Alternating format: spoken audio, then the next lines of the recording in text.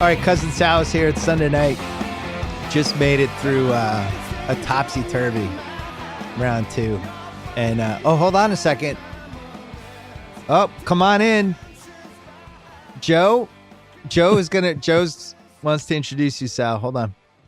Joe. Hey, Sal, on behalf of everyone on the Bad Gamblers Hall of Fame, we want to tell you you've been inducted into our 2020 class. Congratulations.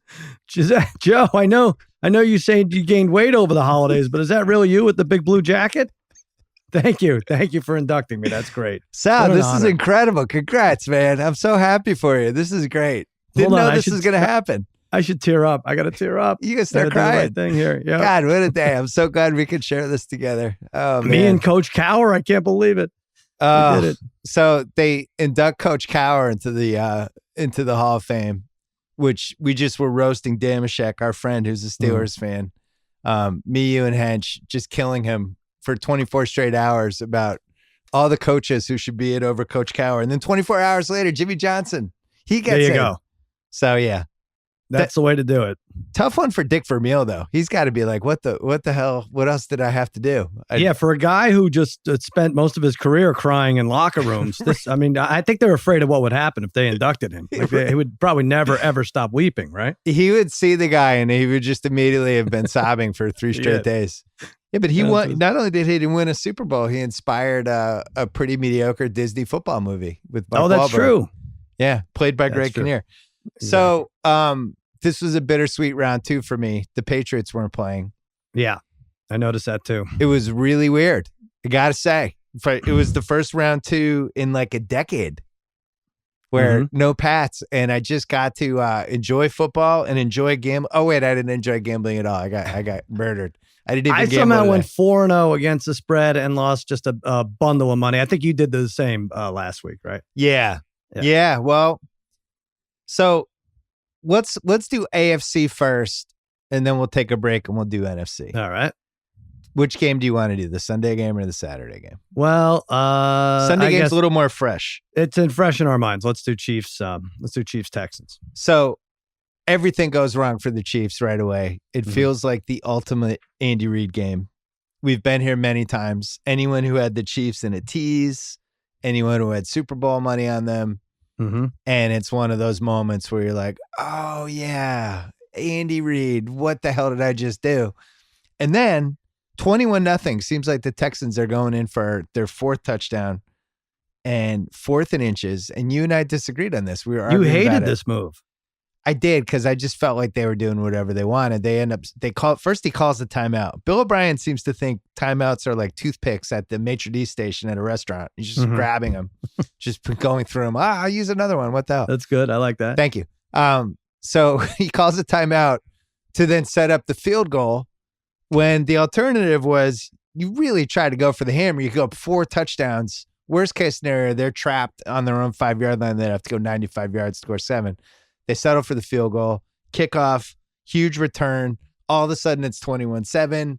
And within 5 seconds, it's a tie game, and nobody knows what the hell is going on. Or the Chiefs took the lead. What was it? 24-21? Texans up, and then the Chiefs eventually took the lead. At half, they had the lead. But here's what I'll say. All right, Bill O'Brien, probably a bunch of mistakes, but I don't necessarily think that was one of them, not going for it on 4th and 1. First of all, you say they're up 4 touchdowns. They're up 4 scores with the field goal. It's 24-0, all right? Yeah. Last week in 4th and 1, not a great play call. Deshaun Watson gets stuffed, but they don't put him in space. It's just a quarterback keeper. So you're suggesting, what's the play you want there? Because Carlos Hyde they're not going to be afraid of Carlos Hyde. It's not going to be play action. You're going to be happy if it bounces off of Fells' hands or something. So what's the play call? I thought Seattle in the second game today ran the absolute perfect 4th and 1. Exactly what I want with an athletic quarterback. Play action. They have to obey the HB dive. Quarterback rolling out. He has the ability to scramble or throw. And I think it's unstoppable if you have an athletic quarterback. That's the play. If I'm the other team, I don't ever want them to run. I don't know. I don't know that you have to respect the tailback dive there with Carlos Hyde. All eyes are on Watson. But O'Brien, makes an atrocious call later on, so it doesn't really matter. But at some point, you got to blame the team. 24-0. True. And they weren't even close to stopping them after that. Like you said, Hardman's return, for gambling purposes, plus 325. The Chiefs were plus 325. You checked in with me. You said, well, when are we going to live bet the Chiefs? I said, well, I have the equivalent of 2 cars on the Chiefs right now. Not, Honda Accords, nothing important, but still, I couldn't bet him. And then plus 325. But to win the half at 24-0, they were 70-1 odds, and they did it. They won the half and just launched themselves from there. So it was a joke. I texted you after O'Brien settled for the field goal when it was 24-0. I was in the living room by myself with my dog Willie, and I looked at Willie. I looked him right in the eye, and I said, "The Chiefs are winning this game." Right. And I texted you, and I thought the odds were going to be like 10-1. It was 24-0. I didn't think they had like 2 first downs, and you were like, "Yeah, it's plus 325." So even Vegas was going, "Yeah, we're not really buying this yet." My issue with O'Brien, who I think is just perennially bad in all situations. You can't be aggressive one time or not aggressive one time and then super aggressive the next time. I'm with you there. It's a mindset. I think what we saw yesterday with the Titans never would have not gone for it on 4th and 1. Now, granted, they have Derrick Henry, but their mindset was, we're going into Baltimore and we're throwing haymakers and we're emptying the kitchen sink and we have to actually take the game from these guys. And Houston's like, let's settle for a field goal. I don't ever want to settle when I'm a huge underdog on the road. I think he believed in his defense. They were stopping Mahomes, So you could believe in your defense, I think, up 24-0. I don't think that's anything horrible. Were they stopping Mahomes or were the Chiefs just dropping passes? Because it felt like the latter. And I saw that, and that drove me crazy with the Ravens too. Like these bye teams, it really seems like I don't understand. Like it's one thing. I know you didn't play the week before, but is everyone vacationing in a different spot? They're still practicing, right? The wide receivers didn't go to Belize, and the quarterbacks didn't go to Puerto Rico, right? I don't understand why they're that out of sync both games. It's a tough one because you would have thought the Niners had 1 week off, but they had a really big week 17 game, and they were pretty crisp that whole Vikings game. The Ravens looked like they hadn't played in a month and a half, right? And the Chiefs just kind of slow start. I mean, the long touchdown to Stills that made it 7-0 was just a great play, and it was clearly their huge play that they figured out. Oh, this play's going to work this week. And they were all excited to run it. Then a stupid turnover. All of a sudden, it's 14-0. But I don't know. I really thought the Chiefs were going to come back, and you did, yeah. I think the difference, and I know Lamar versus Mahomes is going to be the hot take conversation all week, right? Right. There was one major difference between the two of them, and I think it's lack of experience with Lamar. But when things went wrong for the Ravens yesterday, Lamar just had the frazzled look on his face, and he wasn't leading at all. He wasn't talking. There was never a shot of him talking to his teammates, encouraging people, seeming like he was super confident. He kind of had a look on his face like, what the fuck is going on? Mahomes the whole time just seemed like he was in a sports movie, trying to rally everybody and just seemed super confident. I never felt like the Chiefs lost their confidence. Yesterday, it seemed like the entire Ravens team almost immediately lost their confidence. It was kind of shocking to watch. Well, I don't know if they lose their confidence, they gain confidence, or did they just look at last year's loss against the Patriots and say, oh no, we're not suffering 2 terrible losses at home. Just different. I think Mahomes, first of all, they're so much faster than everybody. Yeah. They really are. And as the game wears on, eventually it catches up to you. And speaking of catches, Kelsey, when he wants to catch the ball, is the best. There's no one better. He's got no space, create space. He doesn't have to. Mahomes knows where to throw him the ball. They are just dynamite together. And I don't expect the AFC Championship to be like either of the games, right? Like I don't think Tennessee could stifle the Chiefs for more than a quarter, but I also don't think the Chiefs are going to run it up like this. When you wanted to bet the Chiefs live, did you think the Texans were done scoring? Because they went on a 51-7 run, the Chiefs. True. I didn't think the Texans were done scoring. I almost texted you about trying to talk through a Chiefs tease with the over bet, and I was just like, it's not my weekend. I'm on a downward spiral the last couple weeks. I'm just staying away. But I really did think this game, once I found out Chris Jones wasn't playing, it really did seem like the over was way too low. What did it end up with? It was in the 50s, right? The over-under was, what was it? I'm not sure. 51. Yeah, 10 and 51. Yeah. They got it alone. They met the 51 alone. I have a couple of Chiefs fans in my life, and they had a complete meltdown when the Chris Jones thing came out because they were like, "That's." And what happened? He was playing he got hurt playing basketball in the locker room. I didn't understand it. I had no idea that was even in consideration that he might get hurt. Right. It was such a goddamn entertaining game, though. I mean, the first half seemed like it took 2 hours. We had the perfect announcers. Romo was in rare form. Mm-hmm. He was calling stuff out. He really had a grip of the momentum changes and what the offenses were doing. And as soon as the Chiefs kind of unlocked it, you could just tell by the way Romo was announcing it that he just felt like they were going to score every time. Romo also, he was on your side about going for it on 4th and 1, but I was starting to feel bad for him. I was like, he should bail from not only this game, but next week's game. I mean, honestly, Texans, Titans, run that on Against All Odds podcast. The ratings will go down, but I don't know where you put that game. That would have been hideous. There was like a 12-minute stretch on Twitter when it became night at the Apollo about that Titans-Texans thing. Oh, yeah. Kevin Clark was saying that they should flex it or send it to London. Yeah. But I'm on the other side. I think the Titans are gloriously entertaining, and I will for the rest of my life never forgive myself for talking myself out of them in round 2 after I had been in the front seat of the bandwagon for 2 months. And we can talk about that in a second. The leaving the Chiefs game, we've seen the round 2 blowout many times. We've seen the offense look awesome. And it's always a question of, is that offense actually really awesome, or was their opponent really lousy? And I think it's actually, in this case, a combo of both. It might be a combo of both, but doesn't it pass the eye test that they're just so much faster? Like whether it's Cole Hardman or any of these guys in the secondary. Watkins always has a play or two in there. Tyreek Hill, even though he had the bad fumble, manages to get open. Like it's really weird how they manage to just, I don't know. I think it's demoralizing after a while. The Texans, like, I can't keep up with these guys. JJ Watt, like, forget it. I think he blocked a pass late in the third quarter, but other than that, like, ineffective. Damian Williams seems like he's pretty up and down, but he's on an up curve right now. Mm-hmm. But the big takeaway from the weekend, we had a lot of Lamar stuff. I mean, just from an AFC standpoint, we had a lot of Lamar stuff. It was a Lamar celebration coronation for months. Mm-hmm. And now Mahomes is kind of taking it back. And Lamar is like, I was texting somebody a couple hours ago about whether Lamar would go to the Pro Bowl because he made the Pro Bowl.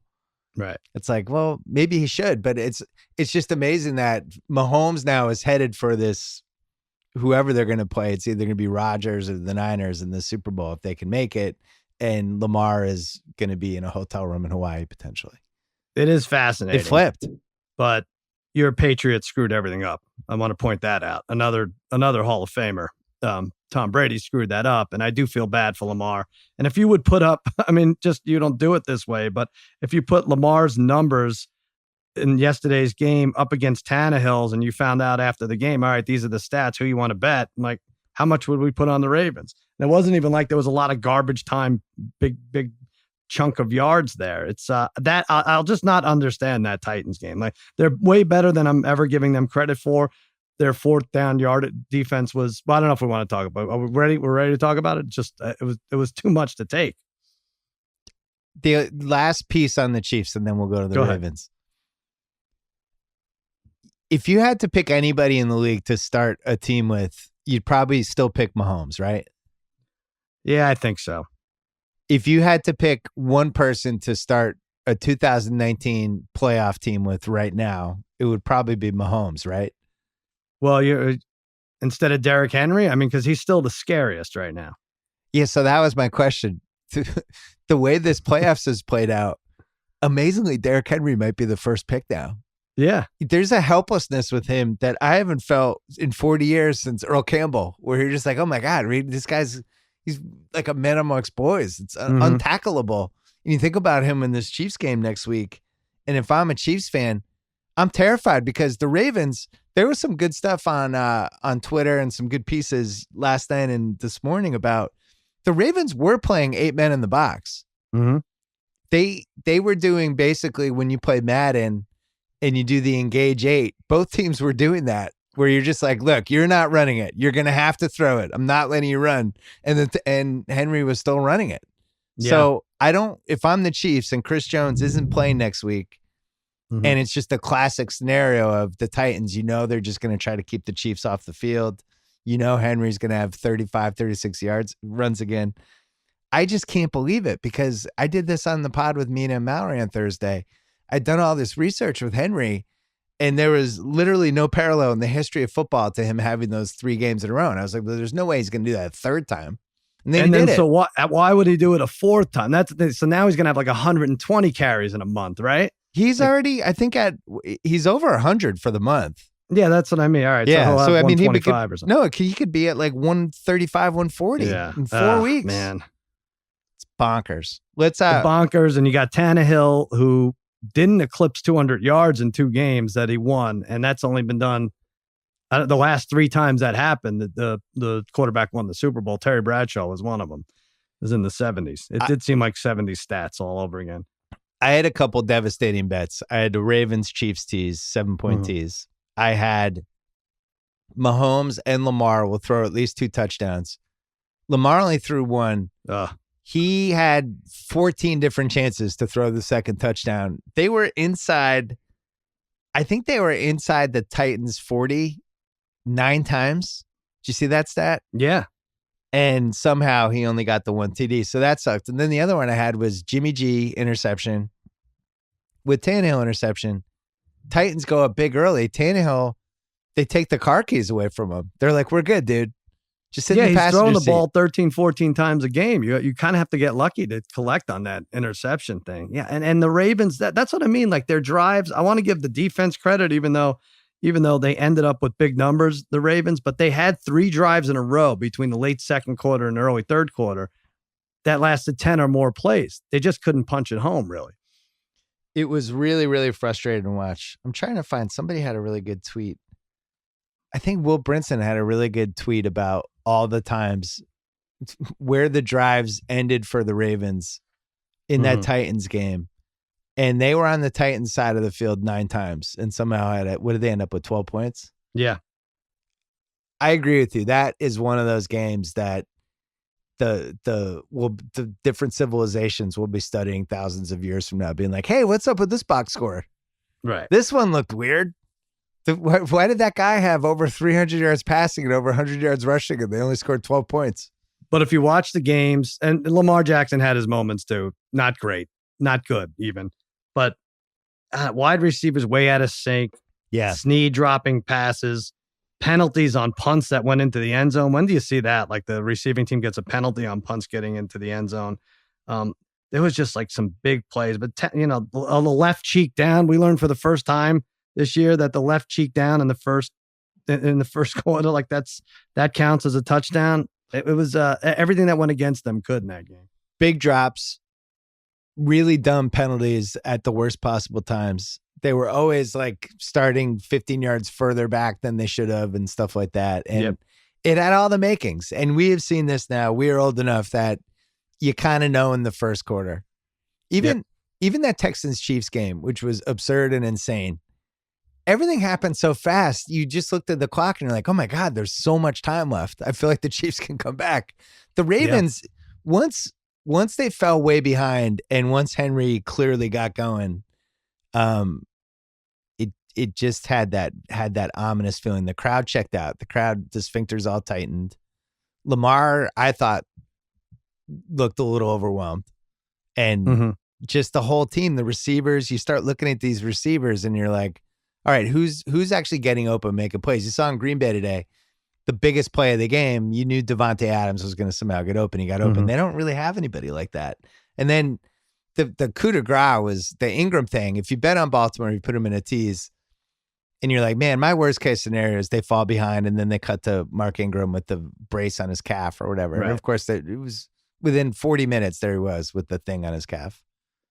And that was it. And then it's just a lot Tannehill, to his credit, even though, he only threw 14 times, when they were up 7-0, he threw that bullet to Raymond, I think it was, for like a 45-yard touchdown. That's it. That you said it. Doesn't really matter who your defense is. Doesn't really matter who your quarterback is. You're up 14-0 with Derrick Henry. You're going to win that game, or it's going to be close. And that's if you don't even score anymore. And they did. Well, let's take a break and we'll keep going on this. Hey, Simply Safe Home Security is like getting commercial grade enterprise level security for your own home. Think about the security Fortune 500 companies use. Yeah, this is exactly the kind of security you get with Simply Safe. If there's a break-in, Simply Safe uses real video evidence to give police an eyewitness account of the crime. That means police dispatch up to 350% faster than for a normal burglar alarm. With Simply Safe, get comprehensive protection for your home. Outdoor cameras and doorbells alert you to anyone approaching your home. Entry motion and glass breaks sensors guard inside. Simply Safe protects your home from fires, water damage, carbon monoxide poisoning, all monitored 24/7 by live security professionals. You can set it up yourself with no tools needed, or they can do it for you, and it's only 50 cents a day with no contracts. Go to simplysafe.com/BS today. Get a free Simply Safe security camera, normally $100. Go today and it's free. It will help you capture crucial evidence for the police and get 350% faster dispatch. That is simplysafe.com/BS. SimpliSafe with 2 I's. Simplysafe.com/BS. We were only on this podcast a week ago, and I was telling you the Titans line was too high. Yeah. I believe in the Titans. This is stupid. I can't believe the disrespect, all that stuff. And then the week goes on, I start doing my Derrick Henry research. Mm-hmm. There's no parallel really other than John Riggins in 1982 in the history of football to somebody, even with the kind of workload / production thing Henry had done for 2 games in a row. Mm-hmm. And then you start looking at the advanced metrics for the Ravens this year. And they're like one of the 6 best teams of all time, according to the numbers. And I just talked myself out of it. I was like, and it was a classic overthink. But now I think about it, the Ravens are the Houston Rockets of football, right? Oh, wow. Awesome regular season, incredible stats, unstoppable offense, quote unquote. And then we get to the playoffs and it's like everything changes. The elements change. The weather's a little different. Teams can scout you. You have some time off. Couple things the threes aren't going in all of a sudden. And you're like, oh shit, everybody's sphincters tighten. And it felt like a Rockets collapse to me. It felt like one of those game 6, game 7 Rockets games. Okay, but what are we going to read into this? Let's just dismiss everybody who's saying Lamar Jackson's a fraud, and we know he's not a fraud. We're seeing it little by little. Like, this is why you don't go heavy on a Lamar Jackson. Like, could it be just one bag? I know he doesn't light it up in the playoffs, but you're not going to go out and draft the Tannehill type, right? The guy who can't break 200 yards in 2 games, right? It's Lamar Jackson, still a nice little prize for the whole regular season and for, potentially 3 to 5 years or more. I think they need the receiver. Ironically, a bunch of teams need this, including my beloved Patriots. The guy who's going to get wide open on 3rd and 9. Yeah. That's the piece that he was missing. And it didn't seem like his receivers were open that whole game, and he was forcing it into them too. But, basically it was Andrews. There was a little Hollywood Brown, but Hollywood Brown was dinged up this whole season. I think you have to be at least a little concerned about the durability with him. Right. But he just didn't really have the playmakers. That team, it was a lot like the Rockets. They were suited to do this one thing really well. The caveat was like, well, what happens if you guys fall behind by double digits? Mm-hmm. And the other team is just like, you're not running. We're not letting you do this. What else do you have? And, then it comes down to all these random dudes making catches. We saw today in the Seahawks game. The Packers win. Everyone's going to remember that they came through. They got the 2 first downs. That guy drops the first down pass from Wilson at midfield with 3 minutes left, and that changed the game. Because that would have been another first down. They would have been over midfield. Now it's 2nd and 10. Then I forget what happens, but all of a sudden they're punting. It was that Turner, right? Yeah. Turner. Guy was wide open in the middle of the field. And the Ravens had a bunch of those yesterday too. So many drops this weekend. That's what annoyed me more than anything. Cold weather. So the Derrick Henry thing, at what point did you start to give up yesterday on our Ravens-Chiefs tease? At what point did you just completely panic? I think he had like a 25-yard run or something. And I was like, that's it. That's just it. They're not even close. I don't even know if they want to stop him. They don't want to. The Earl Thomas, the stiff arm after Earl Thomas is talking trash the whole time. Maybe that was it right there. I thought Tannehill was pretty good yesterday. I mean, he wasn't involved that much, but anytime they asked him to do anything, he actually did it. Well, like I said, that pass to go up 14-0, that was a statement pass. That's like, all right, I can kind of take off for a little. How about the first touchdown? It was an awesome catch by Jonnu Smith, but the throw was also really good because I was watching it going, I thought they're going to throw it to A.J. Brown, but it was definitely the corner or something.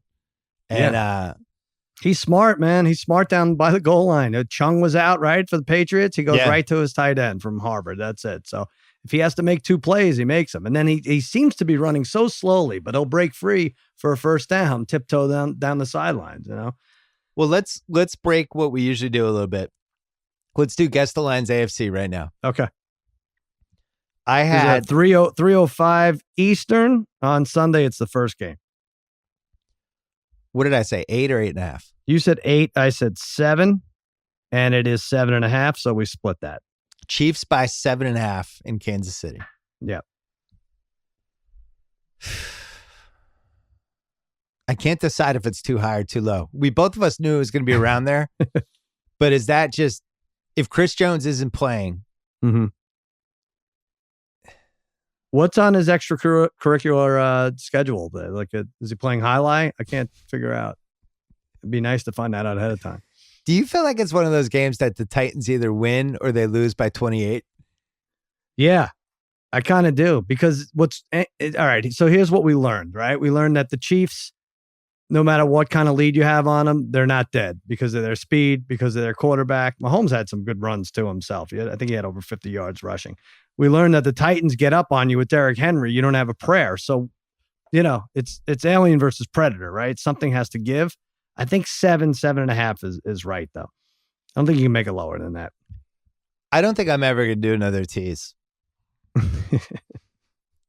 I've been thinking about just retiring completely from the tease. I feel like business. You've said that 150,000 times. This is really it, though. I'm like when Roy Jones Jr. kept coming back to the boxing ring, and then eventually he finally stopped fighting. This really could be it. But god damn, they look tasty to tease the Chiefs.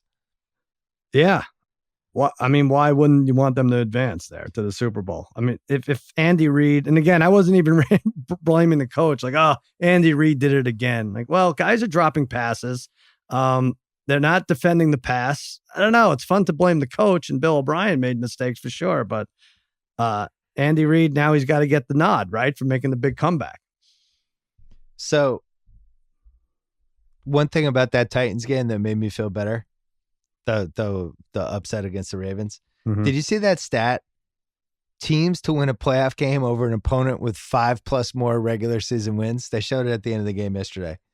It's only happened 4 times ever until last night. Right. The 1934 NFL Championship where the 8-5 Giants beat the 13-0 Bears. I remember we laid the points with the Bears. That one hurt. Remember that? We teased the... Yeah, that was Didn't bad. we tease the Bears or we parlayed them with the Blackhawks?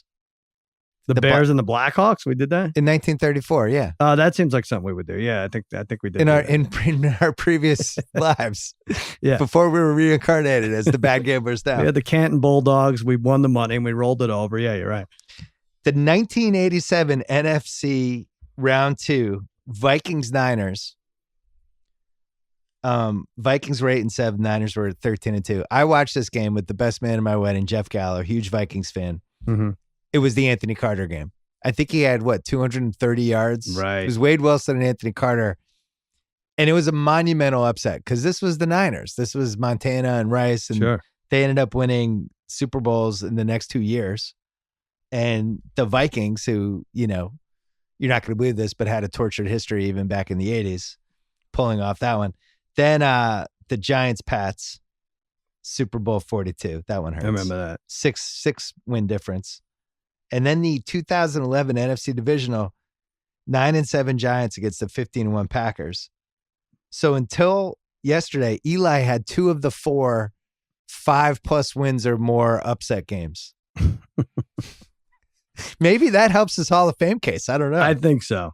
I think the fact that is big, and the fact that he beat your team twice. He didn't beat Joe Flacco. So this is the case for us still continuing to make teases. For the Titans to ruin our tease yesterday, 2 things had to happen that one of them has only happened 4 times in the history of the NFL. The other one, the Derrick Henry having the 3rd straight game that he had of 32 plus carries, 180 yards. That's never happened in the history of the NFL.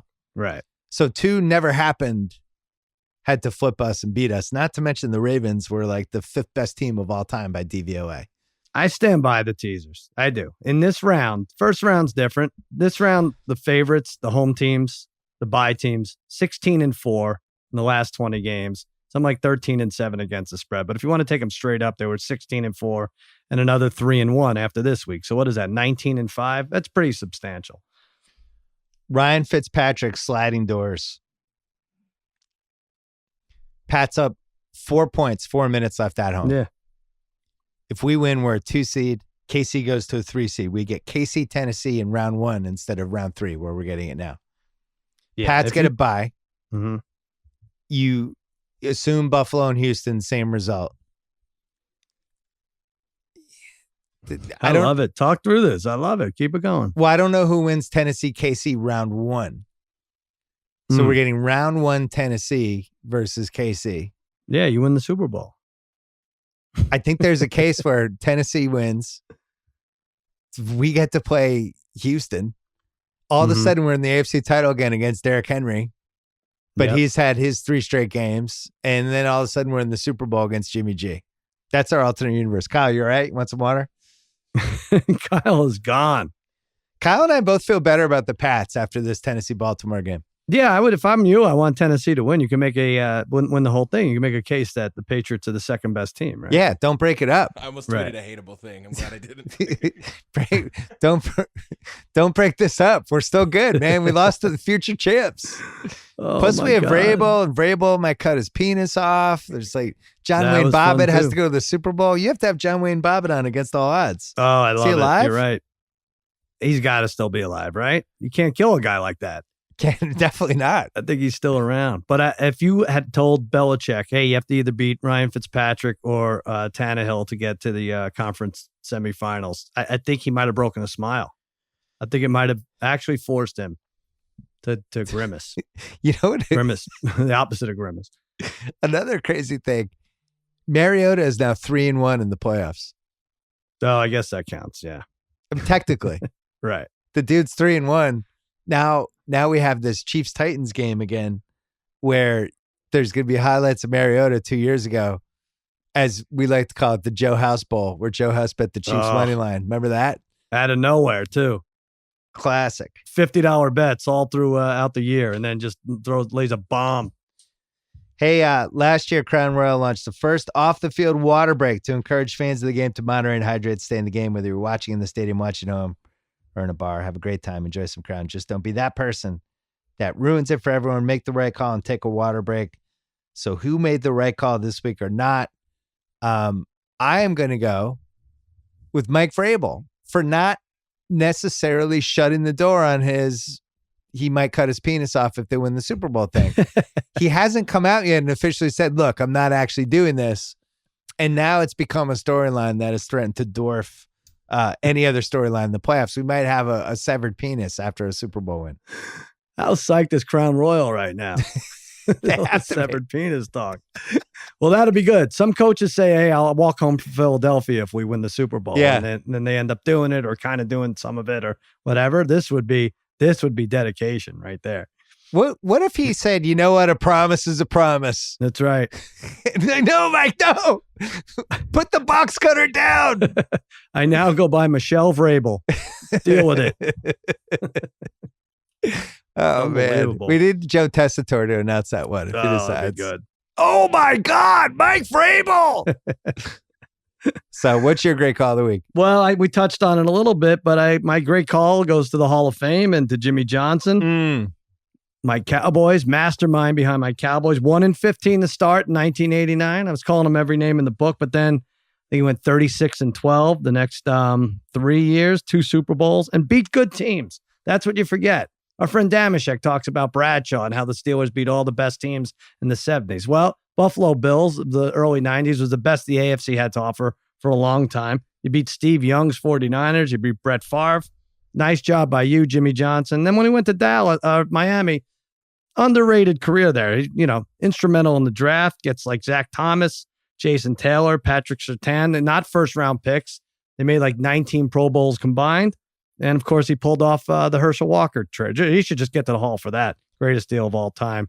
Good call. Good job by you, Hall of Fame and Jimmy Johnson. I'm going to go even further. I was shocked that he wasn't in already. Yeah, that was weird. Really feel like he was one of the probably the defining coach of the 90s, I would say. He should have, instead of crying, said, well, duh. And then just, whatever, gone on with his business. Right. Crown Royal reminds everyone this football season, take a water break and moderate to stay in the game. Did you do any Googling of the giant freak guy who gives people the Hall of Fame news? I didn't know. What's his story? David Baker? Yeah. He's 6'9", 400 pounds. Right. And apparently he was at some point running the AFL and was one of the guys when the AFL stopped. The AFL? How old a man is he? The Arena Football League, not the... Oh, okay. Yeah, I was going to say, it's a nice league or something. But I don't know why he's the guy. He's the go-to guy for these. Mm-hmm. Did you understand that? No, I don't. And I guess because he's the CEO of the Pro Football Hall of Fame. Maybe that's why. Don't they go to the hotel rooms usually? I feel like something goes on where they usually hit in hotels. But I tweeted that this guy could be the greatest practical joker of all time, Like before T.O. had gotten in, he could go to his house and deliver pizza. And he shows up at the door in the big blue jacket, and T.O.'s like flipping out, and then he just hands him a pizza and walks away. I got to get this guy on my side. We could do a lot of damage. I'm going to read from his Wikipedia for you. Mm-hmm.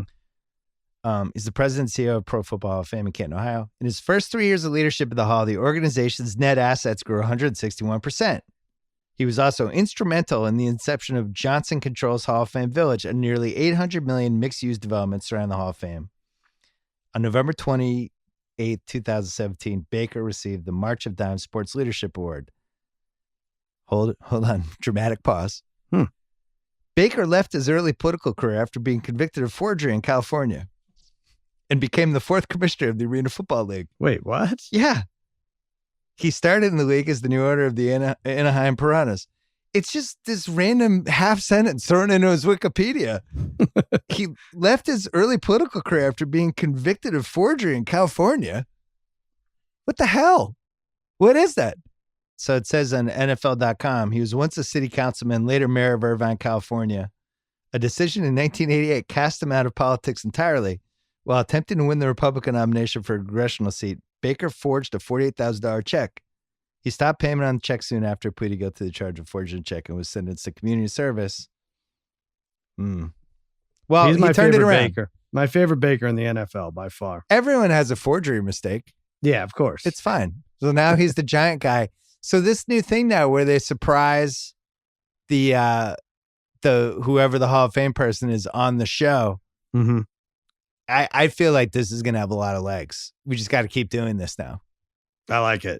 It's like when the little kid comes out to throw the pitch at the AAA baseball game, and then his dad runs out of the stands. It turns out his dad came back from Kuwait or wherever. Right. And the emotional hug. Those always get me. I love those. No, it's good. Everybody loved it. It was a nice surprise.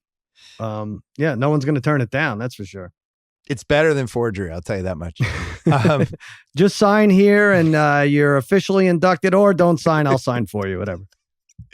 We're going to go to the NFC. So let's do today's game first. The other game was kind of boring. Mm-hmm.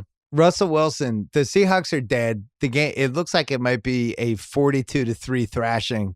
And then Russell Wilson does his Michael Myers thing. And he's just so much fun when they just kind of throw the playbook out and let him just do his thing. And all of a sudden it seemed really, really realistic that they're going to win. They get the stop, 3 straight touchdowns. They don't get the 2 point for the cover, which hurt. Felt like that Right. was the Jari Alexander got the blitz sack on the 2-point. That one that stung. But then that's kind of what they needed to do, the Packers, in the second half. Their defensive schemes were awful. Yeah, they Seattle were was pretty doing bad. everything they wanted. You pressure this guy, send it from the other side, anything going on. You have guys dropping passes. Why not? Why not do that? So they get the stop. Crucial first down drop by a random receiver guy who I think that was the only time the ball was even thrown to him all game. Yep. End up having to punt on 4th and 15. Would you have punted there? Yeah, I think you have to. I think you do, because the Packers weren't doing a lot, and Rodgers converted 2 3rd and longs. Like he had to. Yeah. He had to step up to do it, and there was nothing saying that they would. They were kind of like running their offense just to punt anyway, the Packers. So if it's 4th and 4, 4th and 5, different story. But 4th and 11, right? Was it 4th and 9 or 4th and 11? Either way, I think it was like 4th and 12. Yeah. Yeah. It's funny that Packers team, both teams were very true to what their season characteristics were. The Packers could never play an entire good game. It was always like 2.5 good quarters, 2 good quarters. And then they would, they'd take a big lead and then let their foot off the gas pedal. And the Seahawks were always behind every game. Right. And would always come roaring back, and you would always count them out. And then all of a sudden, no, it's an 11-point game. Now it's a 4-point game. And I thought everybody was on looking brand. at the Seahawks like, okay, I like all 3 favorites. I'm talking about our betting friends and everything. Like, I like all 3 favorites to win. I have to pick an underdog, though, because that seems lame. I'll take Seattle. I was like, everyone's on Seattle. But, 3 weeks ago, they lose at home to Arizona. 2 weeks ago, they play the Sunday night game. They really get beat up for 3 quarters by the Niners, and then end up Russell does his Russell, and they're right in it. Hollister's tackled at the goal line. Last week, they knock out Carson Wentz, and then beat McCown, who we later find out is playing with a torn ACL it's like flopping off his leg the whole game. They won by 8 points. Their plus minus for the year was +7. I was like, it's got to catch up to them. And it seemed like the Packers played the perfect first half. They really did. Like to go up 21-3 to the point where they're even forcing Seattle to take their timeouts when they're about to score inside the 5. They made them use all 3 timeouts, and they attempted a long field goal and then just went in the locker room 21-3. I was like, wow, they have this figured out. And doesn't Aaron Rodgers look like he's bored playing the game? He's so methodical that first half, at least. They remind me when they're cooking with gas and Aaron Jones is going and they have the whole thing. It reminds me of those 97, 98 Broncos teams a little bit. Yeah. Where you have this guy who was one of the 10 or 11 best QBs ever, who now they don't totally need, but when they do need him, he's who he is. Right. And that was what I love those Broncos teams. I thought, and they probably were the best team in 96 too. And Brunell went in there and just haymakered them. Oh, right. But that 3-year stretch they had where Terrell Davis, they had good receivers, Rod Smith and McCaffrey, Shannon Sharp, and then Elway, and whenever they needed him, he could get that 3rd and 9. And that was what Rodgers did today. I will say though, Jimmy Graham's catch that clinched the game was a really nice catch. We saw people drop that exact pass all weekend, right? Not only that catch, but after the half, Seattle comes down and scores. It's 21-10 now. And then the Packers get it, and they're 3rd and 5, and he catches like a 15-yard pass. So those were 2 giant. Obviously, the second one we remember because that got to go. And the fact that he didn't go down, he kept chugging those legs and brought it past the yellow stripe was phenomenal. I mean, those 3rd down conversions, that's the story for the Packers. Well, you know what I just read? Did you know the Niners could have taken him in the draft? Is that right? Yeah. People were talking about it. Apparently, he thought he was going there. Did you know He's that, Kyle? good. We had him for dead. I mean, maybe he stepped up against his old team. Maybe that was the big deal. You can already feel the storylines that are going to get beaten in the ground over the next 6 days. Rodgers, San Francisco. The Mahomes has taken it back from Lamar, which we admittedly talked about on this pod. Is Derrick Henry putting together the best running back run in the history of football? Yep. But those are all, I think, really fun subplots, except for the Rodgers Niners thing. Yeah, it's all Been kind of done with that one for a while. You're done with that? Yeah, it's just like, you'd rather it be Jimmy G, Patriots? When they passed on Rodgers, it was not a slam dunk by any means. Mm-hmm. It wasn't even as bad as like Lamar dropping a 32nd. I thought that was like more egregious. But nobody like lost their minds when Rodgers. It was more a case of everybody had a quarterback and they were set, and he just kind of fell. You understand he grew up in Northern California. They have to take him. They're not allowed to pass on him, really. It's unprecedented. Yeah. And Alex Smith just had like just good enough of a career that it's not like a Greg Oden, Kevin Durant thing. Exactly. So then the other game, the first game of the weekend, the Minnesota San Francisco game, San Francisco just played really, really well. That was the best start to finish performance by anybody all weekend.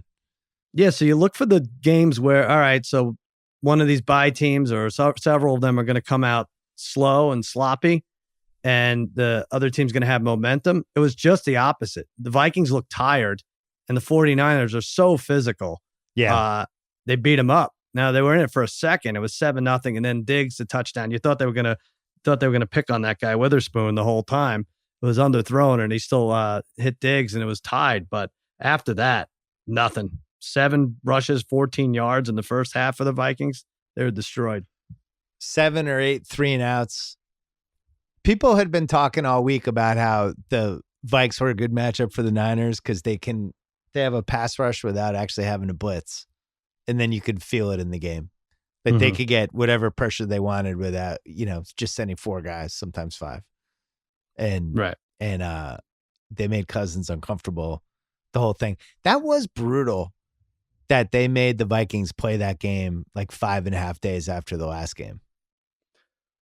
Well, how do you do it though? Then? No, I know. It's just like somebody gets screwed on that every year, and this year it was them. But that was a tough one. Yeah, like the Saturday game, this week's schedule was set exactly when the playoffs came out. We knew the seeding, so you didn't expect the Vikings to win. I don't know. Yeah, it's they weren't supposed to play them is the problem. But you also were not supposed to say you like that after every win. I think we should talk about you like that for a second, because the downside to you like that is you have to win the Super Bowl if you're gonna throw something out like that, because then some fat lineman for the 49ers is going to say it in the locker room after the game to rally the troops, and you're going to look like a fool. You know what I mean? So make sure you win the Super Bowl, Kirk Cousins, if you're going to throw you like that around. Do you feel good about Jimmy G heading into next round? Yeah, I kind of do. I just think that offense is so good. You could hide it. Now, he threw the interception. It was a bad pick. And I don't love when he runs play action, doesn't go through the progressions, and he throws to a guy that's triple covered. Most of the time, it's Kittle. But there's so much trickery in their offense. They're running draw plays, and then you still have the wide receiver in motion on a jet sweep. You have linebackers having to worry about so much. I think Jimmy G got the nervous game out from under him, and I think he's going to be okay. I had faint hopes for 8-0 heading into the weekend, and I really didn't like the slate that much this week, and I was dubious that I could do the 4-0, but I had the Vikings +7, and I'm watching the pregame, and they do the whole feature with the Shanahan's parents. And then they showed him in the suite, and like the whole Shanahan fan was there. I was like, oh my God, they're not losing this game. I don't know. It just had that vibe. Yeah. Just had a feeling that Thielen, they're showing his ankle. He's got like the Kurt Schilling stitches situation in his ankle. And it just had the makings. But then when they hit Diggs on that touchdown, it was 7-7. There were signs of life, but even by halftime, they're down 4, and it just didn't feel right.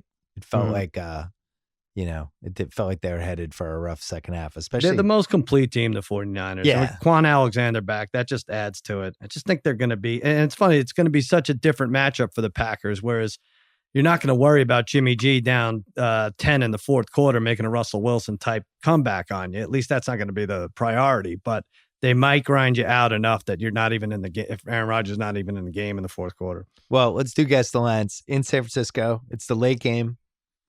Have no idea what the weather situation is going to be. I put this in the Vegas zone. I had San Francisco by 5 over Green Bay. All right. I said 4. We tied on the first game.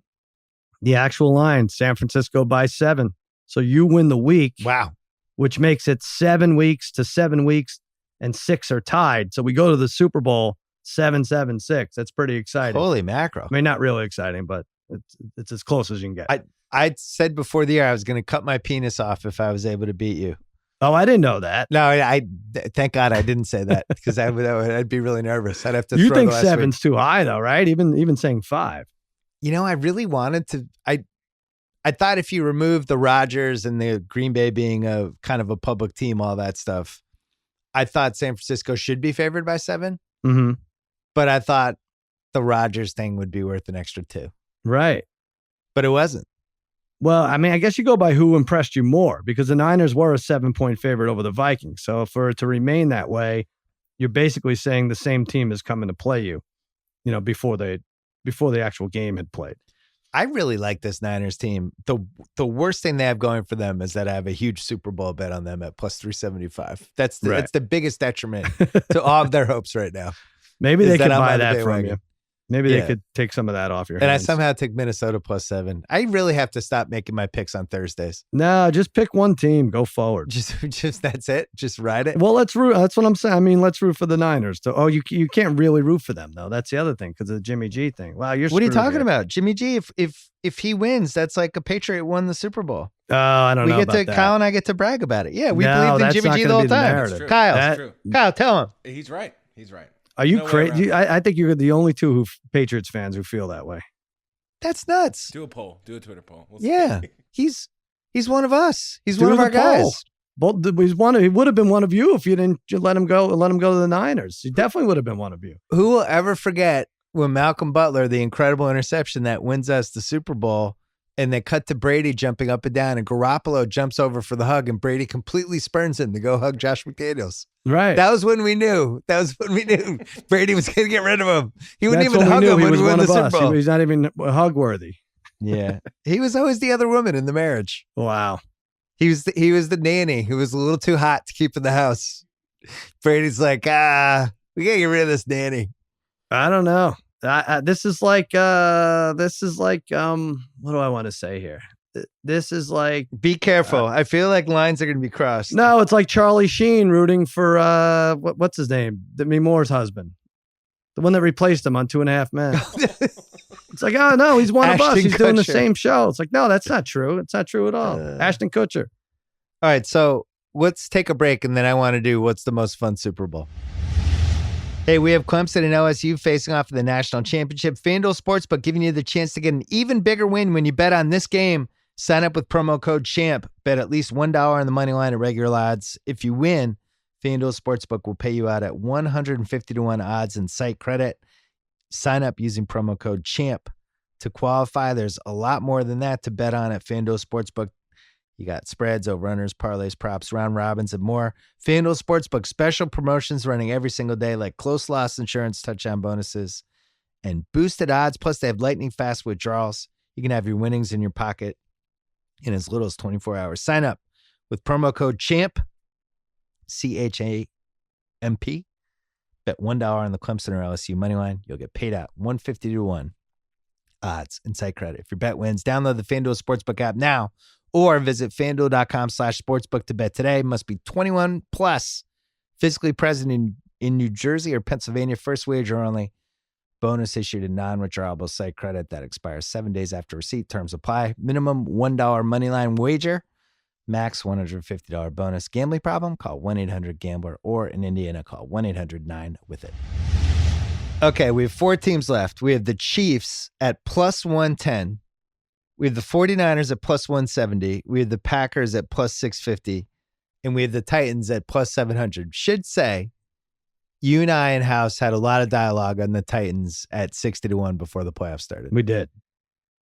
I mean, you had a lot of dialogue, and I said, I had a lot of dialogue where you guys laughed at me. You talked me out of it. I don't know why I listen to House ever. I mean, listening to House, it's the real life mush. But they were 60 to 1, and I have a lot of regrets. It would have been fun. What are they now? They're less than 60 to 1. They're now, right? 7 to 1 now. Oh my God. So most fun Super Bowl. Well, first let's go. What do you think the league would want the most? Chiefs? I think Fox has the game, and I know for sure they want Chiefs 49ers.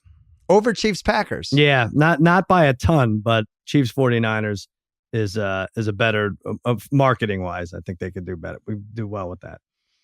So Chiefs. That's obviously second. Chiefs Packers. So Chiefs-Packers, our friends at State Farm would be the most excited about. They'd be excited, but you know what? Also with the Chiefs-Packers, NFL 100, you can make the big deal out of that was the first Super Bowl, right? Oh, yeah. You got all that. I don't know if they had considered that. I forgot about that. Yeah. So that would be the State Farm Super Bowl. Right. Chiefs 49ers. That's like there's some Montana stuff. Montana would have to go to the Super Bowl now and be interviewed. Who are you rooting for? Mm-hmm. Oh, I'm rooting for the Niners. That's my team. I want a Super Bowl there. You got D Ford in that game, right? Yep. D Ford for the 49ers cost the Chiefs. No, D Ford has a Super Bowl ring. It just has the Patriots on it. Oh, you see? What? We're back. I feel great about next year. We're back. I have to say, I went through this. I know you're getting Brady back. I know you're going to break the mold and finally spend money on a free agent. Great. Austin Hooper's available and Hunter Henry, and you got, Amari Cooper's a long shot, but you got receivers out there too. So I think if you actually do the right thing, you're going to be fine. We have the 23rd pick. Yeah. Yeah. If the league doesn't take that away from you for cheating miserably again, you have the 23rd pick. Well, Deflategate is the hidden secret sauce to why we didn't make round 2 this year.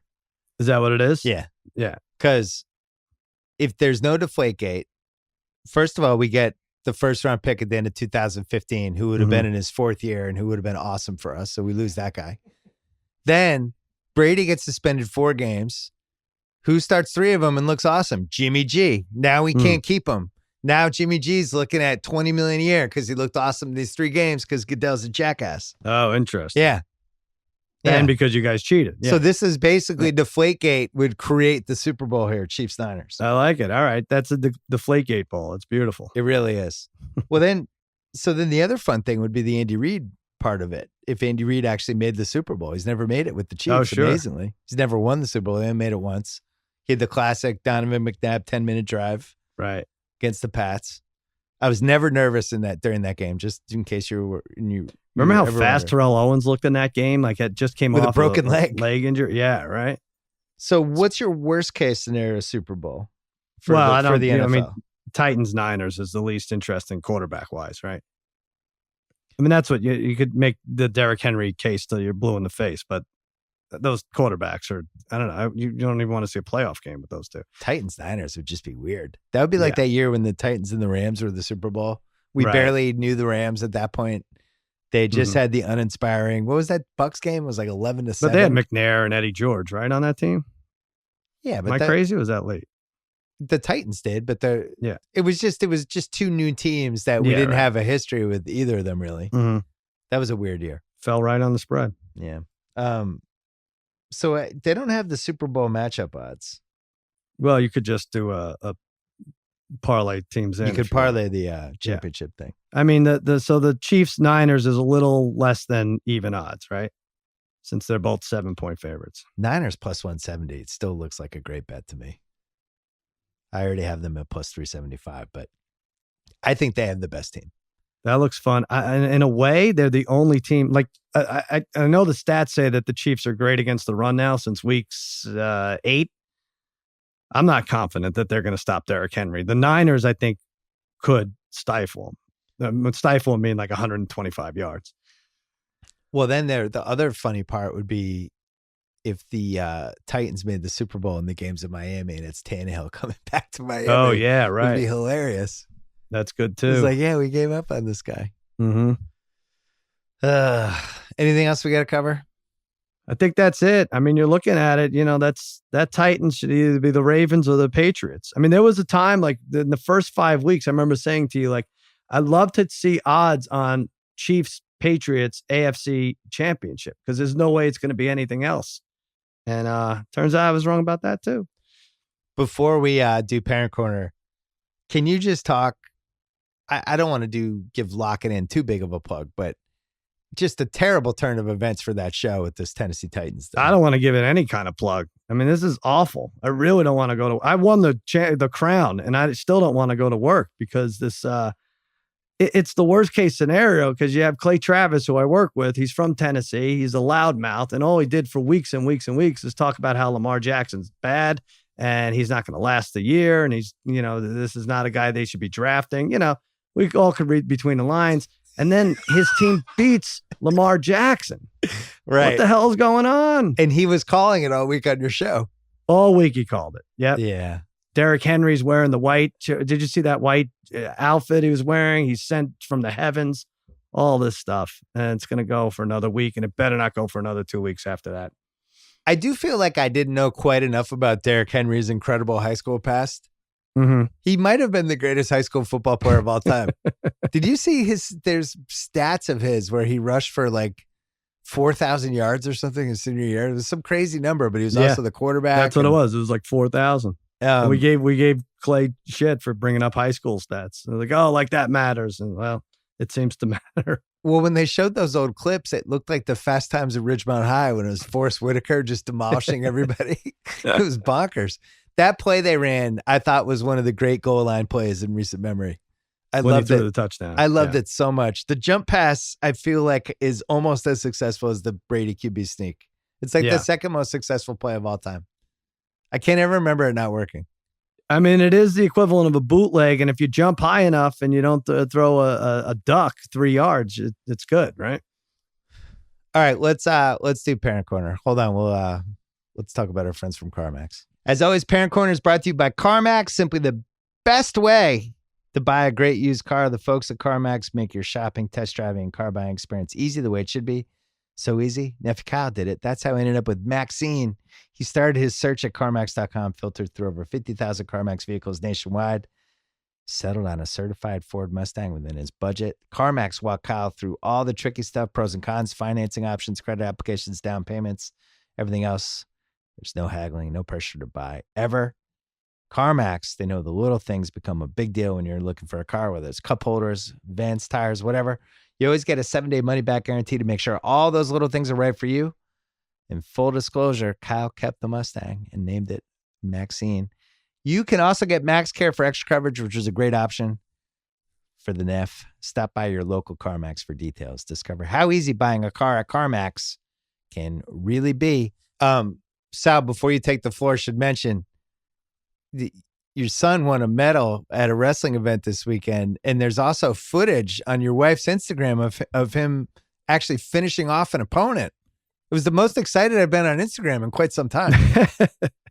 Well, all right, that's the B story to my Parent Corner. So okay. let me tell you the A story. So a couple weeks ago, last week, my son notifies me that my oldest, I don't usually talk about him because he listens to Parent Corner. He's got a lot of downtime. He's on buses and stuff, going to these wrestling meets, and he listens. So I'm careful. Also, the other two are such little turds that I don't even have to talk about. They're so devious. So I don't usually make a big deal out of the older one. But last week, he tells me, and I watch football with him every week, my 14-year-old. It's in 9th grade. And he says, hey, I'm not coming to football this Sunday. So what are you talking about? He's like, I'm going with my friends to see Frozen 2. I said, no, you're not. We just watched 17 weeks of football. You're going to miss the playoffs for Frozen 2? He's like, yeah, I have plans. That's it. I was like, what are you talking? That's just crazy. And then he's like, starts getting mad at me. I was like, all right, fine. Go to Frozen 2. That's fine. Go with your friends. And I was like, it didn't make any sense to me. Then the next day, so that's Sunday. So then like Thursday, I overhear him telling my wife that he wants to bring a girl to the house on Friday. Oh. And that he didn't go to Frozen 2 with his friends. He went with this girl. And I was like both relieved and confused, and because we had not heard about any kind of girl or anything. And now it's like, oh my God, I'm way too immature to handle this. I have a million jokes going through my head. What am I going to say? Make sure you don't tell her you love her. I had a whole bunch of terrible advice. And my wife is like, you better get your shit together. I know you can't handle this. I was like, well, what are we going to do? We have to leave the house? It's like, no, we shouldn't leave the house. This girl's an only child, the whole thing. We have to be in the house, but not in the same room as them. So, we do that. I meet her. She's very nice. They're sitting there watching, I don't know what they're watching like Up on the couch or something. And my youngest one, Harrison, goes down to get water and snuggles up next to them. And now we're getting texts from him like, hey, call Harrison, get him out of here. Come up. Harrison comes up. I asked him to simulate how they were sitting. It seemed pretty cozy. My wife is getting mad at me. The next day, today, He says, hey, I have a basketball game, but I'm not going to football with you afterwards. Same thing. He's with this girl. Very sad to me. Very sad to me, Bill Simmons. I lost him. I lost my football buddy to a girl. What are you going to do? Isn't it? It's the abruptness that hurts the most. Yes. Yes. I went for it was the same thing with Zoe, who every weekend, the boyfriend's over at least one of the days. But yeah, it's just we basically get dumped. Right. It's like they broke up with us to date somebody else, even though we weren't dating. And my wife feels worse because with her, it's like, well, no one's good enough for my son. You got that thing going. But right. I'm just like, oh, I think I have to adopt a 15-year-old. I need a new football buddy. Someone's going to check my fantasy lineup. Someone's going to check my daily fantasy stuff. Someone I could talk to, 24 hours a day about football. And so if anyone's available, I need a new football buddy. The Saturday night before this one, we were all playing Monopoly. And it was like the first time we'd hung out as a foursome. My daughter had just spent like 2 of the last 3 days with the boyfriend and was playing Monopoly. Didn't really want to hang out with us. Was like on her phone half the time. And I just flew off the handle. It was like out of a movie. I was so mad at her. I was like, you know what? This is bullshit. You never want to hang out with us. You just you're all about your phone and your boyfriend, and you're just terrible now. I can't believe how terrible. And I'm just going off on her. And she's upset, but then she's like, you're right. I know you're right. And then she was super nice for like 4 days. Wow. Yeah. Then like Sunday, she's like, hey, can I watch football with you? And it was just out of pure guilt because she's neglected us for 5 months. But it changes them to, so the wrestling thing. So, okay, so he had 5 matches before he met this girl. 0 for 5. Got flattened like 4 times. This week, he wins his dual meet against Santa Monica on Wednesday. Then comes in 5th. He wins 3 matches in the tournament in Santa Ana. Wow. It works, Simmons. It works. This testosterone thing. It's unbelievable. Crazy. Yeah. Now, do I have the bros verse before hoes conversation with him or no? Well, you were talking about how nobody's good enough for your wife with the son. Yeah. Now that we have a window on what it's like when somebody's dating this child that you basically, you're wiping their ass for 2 years and you're just weaning them and then they all of a sudden are tall and then you get dumped. But can you imagine how terrible it would be if they settled on somebody that everybody hated? Yeah.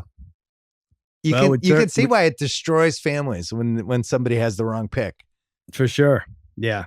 It's like a wrong draft pick times 1,000. Times a million. Yeah. Well, for my parent corner, we talked about my son and his Amazon stuff last week. Right. Well, it turned out he had some money left on the gift certificate. So my wife gets all upset because it seems like a Michael Jackson poster was he ordered 3 things. Mm-hmm. The first one was a Michael Jackson poster. And my wife was like, I don't understand. We watched that documentary with him. He should know. And it turns out it was Michael Jackson vinyl. Mm-hmm. So there was that. The second thing seems like Star Spangled Banner sweatpants. But then this is the best one. He ordered a gold cross that is a baseball bats. It's a gold cross with baseball bats, which apparently he's now going to be wearing all the time because he's a rapper, but also plays baseball. So he needed a gold baseball cross. So those were his last 3 Amazon purchases. That's pretty inventive, though, I would say. It's pretty good. So then the other thing we found out is he's been playing Madden KO with this friend he made online. And no idea if this person's 45 years old or 12. Oh.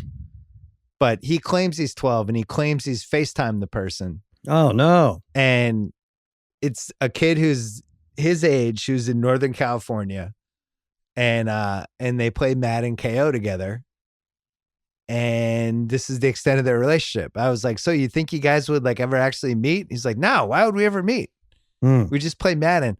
I don't understand this next generation. I have a lot of fear and concern. Well, this is what kids do. It's like, no, why would we ever meet? Why would I? They don't even want to see kids they know. They just True. FaceTime in the house or email or text in the house, right? Strange times. It is bizarre. How about Archie and Zoe both would dump both of us? I know. This should be the season finale cliffhanger, Parent Corner. I think this is it. Will Bill and Sal get their kids back? They're 2 months apart, right? The two of them Yeah. grew up together, basically. Yeah, I was going through my wife's birthday's coming up, and I was trying to find some photos. And Yeah, you sent some good ones. and I found there's just a slew of photos of all of our kids in the bathtub. Yep. From I'm gonna say Zoe and Archie are probably 2, Right. and then Jack and Ben are like babies, and for some reason we decided to have them all in the bathtub, That was good. just taking a long bath. I Well, don't think might that be the fly last anymore. time my kids washed. But, yeah. What do you have to plug for this week? Oh, what do we have? Lock it in Monday through Friday, 4:30 to 5:30 Eastern. I am the king, but it's mostly going to be Clay Travis bragging. Against All Odds, Wednesday, the Jenner Trifecta and I break down the 2 championship games. Plus, I think I'm having Dana White on. Don't be jealous, but I think I'm having him on. I think he's Really? calling in, talking about McGregor. I've never And had him so, on. You haven't really? I've never had him on. Yeah. All right, you know what? I'm going to put in a good word for you. No, Yeah, we'll see how it screw goes. him. You can have him. Take him. I Obviously, can't he believe cares you about haven't you had him more. on. Why not? Is McGregor this weekend? Yeah, it's this weekend. And he hasn't fought for over a year, right? It's been a while, but he's still a favorite. Still a heavy -300, -350 favorite. You know, I need to come on Against All Odds at some point because there's some NBA gambling stuff to discuss. Oh, really? It's pretty wide open right now. I actually think there's some opportunity for some future bets. All right. People are pretty confused by just everything that's happening in basketball right now. And the Clippers are starting to look like they might actually have to make a trade or something. Oh, really? That's one wild card. You don't think it's enough that they beat the Lakers twice, that they don't really care that they're a few games back? No, all the Clipper fans I know are freaking out. They don't think they're big enough for the playoffs. Mm-hmm. Interesting. So we got that. Yeah, the 2020, the championship odds, they're still the favorite at plus 250. Right. Lakers also plus 250. Bucks plus 325. Rockets 12-1. Denver 15-1. Celtics 18-1. Philly 18-1. Philly's soft. Oh, I'm sick of them already. Enough. Dallas 30-1. Here's the one that's actually 2. Utah's 35-1 and Miami's 40-1. Mm-hmm. There's a pretty good case that Utah should not have 35-1 odds and they should actually be like 12-1. I think they started at 35-1, right? No, then they got bet down because of the Mike Conley trade. But then they won like tons, and they won like 9 out of the last 10 or something. Yeah, so they started out pretty rocky. Conley was terrible. Conley gets hurt.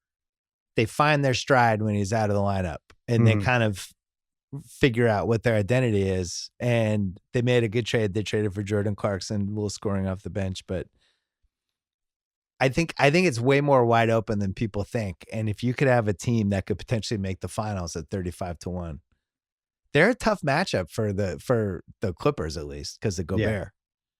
For sure. So anyway. Well, your Heat lost to the Knicks tonight, I'm pretty sure. So yeah, that was rough. They have a trade to make. Well, I'd love to talk to you about that. You know, I'll check with Dana, see if there's time on our show. But yeah, maybe you can come on. All right. Cuz, good job by you. Good job by you. All right. Thanks to ZipRecruiter. Thanks to SimpliSafe. Comprehensive enterprise level security for your own home. If there's a break-in, SimpliSafe uses real video evidence to give police an eyewitness account of the crime. It costs just 50 cents a day. Go to simplisafe.com/BS today and get a free SimpliSafe security camera, normally $100. Go today and it's free. It will help you capture crucial evidence for the police and get 350% faster dispatch. SimpliSafe.com/BS. Don't forget about the Book of Basketball 2.0 podcast. Reggie Miller going up late Monday night. And don't forget about all the great stuff on the ringer.com, Ringer Podcast Network. Talk to you later in the week.